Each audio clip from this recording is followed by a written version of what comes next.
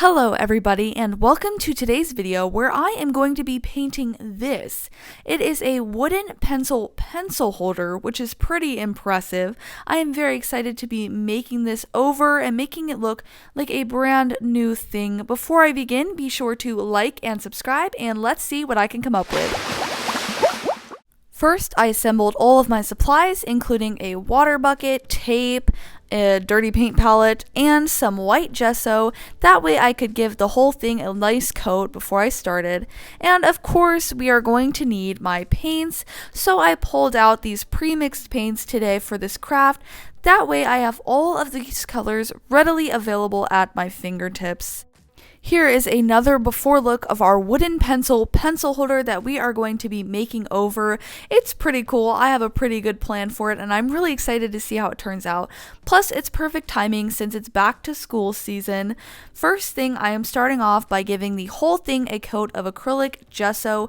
This will make it so it's easier to paint on, my colors will be more vibrant, and it won't just soak straight into the wood. So I coated the entire thing in a layer of gesso just to give it the perfect base to start off. I decided to use some tape in this one just to make the lines extra crisp and clean. Obviously, I'm going to make the pencil top gray because that's what color the lead in a pencil is. That was the goal that I was going for. I thought about a lot of different things I could do for this, but the irony is that it's a pencil holding pencils, so I really wanted to keep it true to that and make this a pencil holder pencil. It's sort of like a pencil inception, and I really wanted to keep it that way. So then I moved on to the eraser, which I made this bright bubblegum pink, and I also outlined it with a darker shade of that same pink. I just felt like adding the darker colors around the lighter colors just made it a little bit more visually interesting, so that way it wasn't all just flat colors, but there was actually something to look at.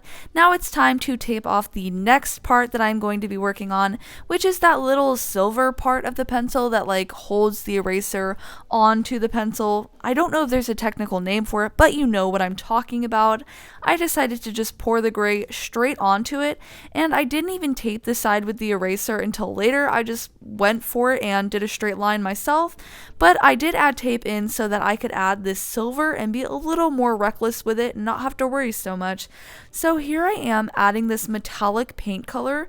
I felt like this would add the same effect that a real pencil has, in the sense that this silver on the end is really shiny, so that's what I went for. I added another layer of that just to make sure it really stood out, and then I could satisfyingly rip the tape off of the drawing, and now it's time to move on to the pencil part.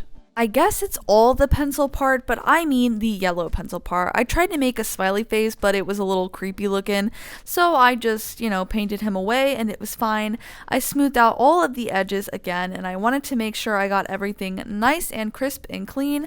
I decided that the top of the pencil was a little bit too dark and just contrasted everything a bit too much, so I touched that up and made it a little bit lighter of a shade. And now it's time to add in a little bit more detail on the pencil. I decided to take this color orange and add in little defining lines. Since a pencil isn't perfectly round, I wanted to indicate those little angles that it has in it with these little stripes. Once that was completed, it was now time to flip the pencil over to the other side, which also looks like a pencil but gives me a little bit more freedom since it doesn't have the silver line part.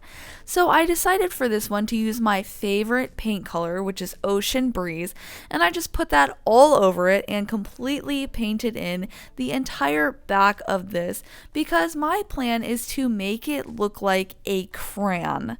So I decided to add in these little crayon stripes that are on a typically Crayola crayon, and I decided to add these into the back. That way I could make it look like it was a crayon.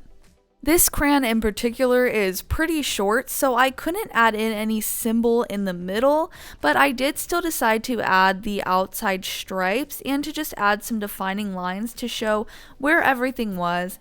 Then I colored in all of those black with this Posca pen, and once that was completed, I could add in some finishing details that really brought the whole thing together. I decided to name the crayon the same thing as the paint color. That way I knew what it was, Ocean Breeze. these, and I decided to kind of make the color a bit darker on the outsides so it would look different. Once everything was dry in terms of my paint, it was time to add in this gloss varnish. This will just make everything look shiny and glossy, and will also protect all of the paint that I put on top of the wood and keep it from flaking off or doing anything crazy. I decided to add 2 layers of this on, and once I did that, it was complete. I love how the silver turned out on the pencil. I think it turned out so well and looks real. And I love the crayon as well. It is so cute. Here it is again. Thank you guys so much for watching. I hope you enjoyed.